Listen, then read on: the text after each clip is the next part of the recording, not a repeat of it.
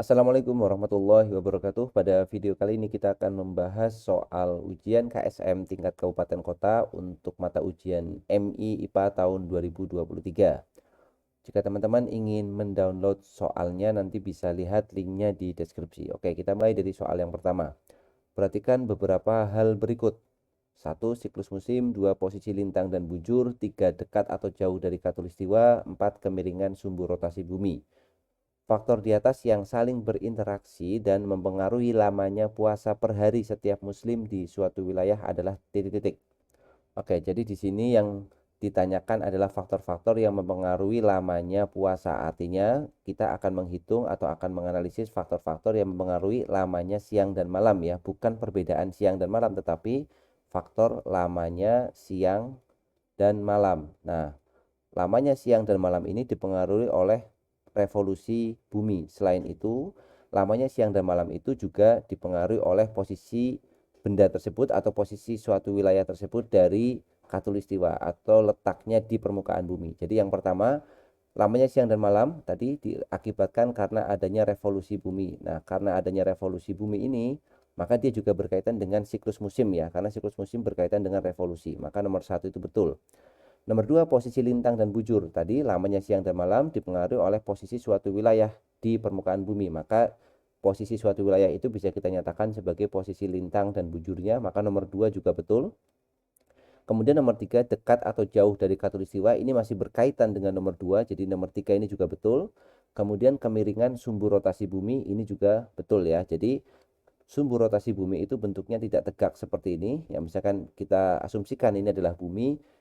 Kemudian sumbu rotasinya itu bukan tegak seperti ini, tetapi melainkan dia itu membentuk sudut tertentu atau sumbu rotasinya itu miring dengan sudut kemiringan 23,5 derajat ya. Jadi kalau kita hitung sudutnya di sini, sudutnya adalah 23,5 derajat. Nah, kemiringan sumbu rotasi bumi inilah yang menyebabkan adanya beberapa daerah misalkan di kutub utara maupun daerah-daerah yang dekat kutub selatan nanti akan mengalami yang namanya siang terus-menerus atau malam terus-menerusnya. Itu tentu saja berpengaruh terhadap lamanya siang dan malam ya. Jadi nomor 4 itu juga betul. Artinya untuk soal nomor 1 semua faktor itu benar. Maka jawaban yang kita pilih adalah yang D.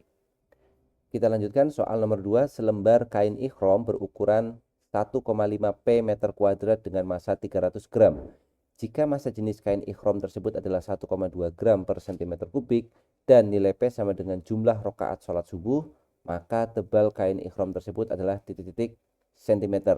Jawaban 2 angka di belakang koma. Oke, jadi di sini kita memiliki kain ikhrom yang ukurannya atau luasnya adalah 1,5 P, di mana P-nya adalah jumlah rakaat sholat subuh, artinya nilai P-nya sama dengan 2 ya.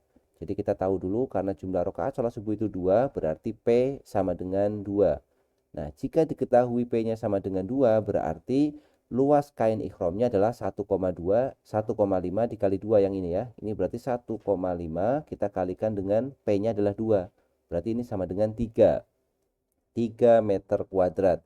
Oke, bisa kita bayangkan, kita gambarkan kain ikhromnya misalkan berbentuk persegi panjang seperti ini yang memiliki luas permukaan atau luas penampangnya adalah 3 meter kuadrat ya. Jadi di sini luasnya adalah 3 meter kuadrat. Ini adalah luas bagian yang kita arsir ini. Nah, kemudian yang ditanyakan adalah tebal dari kain ikhram tersebut. Nah, dari mana kita dapat menghitung tebalnya? Kita bisa menghitungnya dengan memanfaatkan massa dan massa jenisnya. Nah, yang dimaksud tebal di sini adalah kain itu kan tidak 2 dimensi tapi 3 dimensi ya. Kita gambar seperti ini, inilah tebalnya. Ini tebal kain ikhramnya, kemudian kita akan mencari nilai tebalnya. Misalkan nilai tebal ini kita beri simbol T. Ini adalah T ya, tingginya atau tebalnya. Maka volume kain ikhram itu volume itu sama dengan luas alas kali tinggi. Jadi 3 atau kita tulis dulu ya, volume itu adalah luas alas A dikalikan dengan tinggi. A-nya adalah 3, tingginya adalah T. Jadi volumenya adalah 3T. Oke, kita dapat lagi bentuk volumenya yaitu sama dengan 3 dikalikan T. Lalu kita masukkan ke persamaan massa jenis ya. Masih ingat kalau kita memiliki massa jenis, simbolnya massa jenis adalah rho. Rho itu sama dengan massa dibagi dengan volume. Nah, berarti kalau rho itu sama dengan massa dibagi volume, berarti volume itu sama dengan massa dibagi dengan rho ya, tinggal kita pindah-pindah ruas saja. Jadi volume sama dengan massa dibagi rho. Persamaan inilah yang akan kita pakai ya. Jadi volume itu sama dengan M per rho. Kita hitung di bawahnya. Volume itu sama dengan massanya adalah 300 gram. Jadi massa bendanya adalah 300 gram di sini. Kemudian dibagi dengan rho-nya adalah 1,2 gram per cm kubik. Kemudian volumenya bisa kita hitung dulu. Kita hitung volume dulu. Volume sama dengan 300 dibagi 1,2. Kita dapat nilainya sama dengan 250 ya. Jadi 250 apa satuannya? Satuannya tentu saja cm kubik ya. Jadi 300 dibagi dengan 1,2 kita dapat 250 cm kubik. Nah, selanjutnya tinggal kita masukkan nilai volume yang sudah pernah kita dapatkan ini. Jadi volumenya adalah 3T. Maka kita ganti di sini ya. V-nya kita ganti 3T. 3T sama dengan 250. Berarti T-nya itu sama dengan 250 dibagi dengan 3 ya. Ini jelas desimal. Dan kita diminta menuliskannya 2 angka di belakang koma. Jadi selanjutnya tinggal kita bagi 250, kita bagi 3, maka jawabannya adalah 83,3333 sekian ya.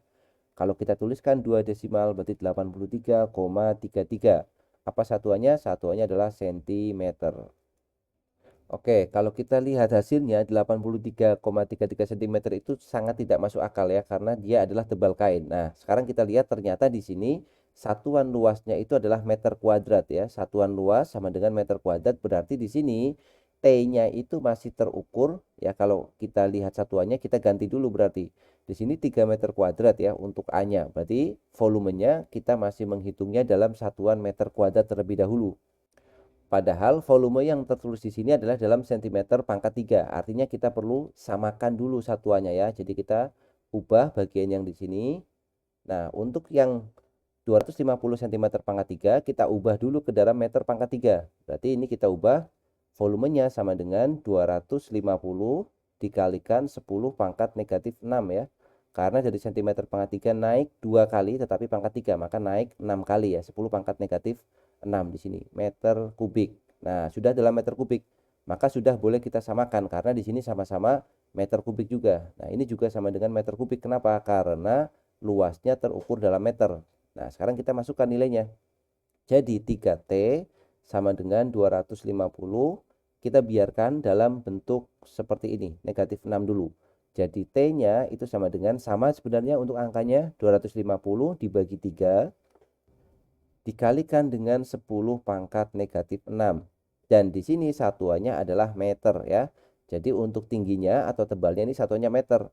Kemudian tadi kita sudah hitung bahwa 250 dibagi dengan 3 itu sama dengan 83,33 sekian. 10 pangkat negatif 6-nya masuk. 10 pangkat min 6 satuannya masih meter. Oke ya, jadi kita ulangi. Untuk 83,33 itu hasil dari mana? Hasil dari 250 dibagi 3. Kemudian 10 pangkat negatif 6-nya kita ikutkan aja di sini. 10 pangkat minus 6. Nah, pertanyaannya di soal itu mintanya kan dalam sentimeter. Berarti harus kita kalikan 100. Berarti jawabannya adalah 83,33 dikali 10 pangkat negatif 6. Kemudian dikalikan dengan 100. Berarti satuannya sudah cm. Karena 1 meter sama dengan 100 cm. Ya, berarti sama dengan 83,33. Pangkatnya kita perhatikan di sini ada pangkat minus 6, ada 100 ya. Kalau 100 berarti pangkat 10 pangkat 2. Kalau pangkat dikali itu pangkatnya dijumlah. Negatif 6 ditambah 2, maka pangkatnya tinggal negatif 4 ya. Kali 10 pangkat negatif 4, satuannya cm. Kalau dibuat desimal maka kita dapatkan 0,008333 cm. Nah, ini masuk akal karena dia tebal dari kain ya. Nah, tetapi yang menjadi tidak masuk akal adalah jawabannya diminta 2 angka di belakang koma. Kalau 2 angka di belakang koma maka kita harus bulatkan dia ya. Kita bulatkan jadi 0,08-nya kita bulatkan jadi ini jadi 1.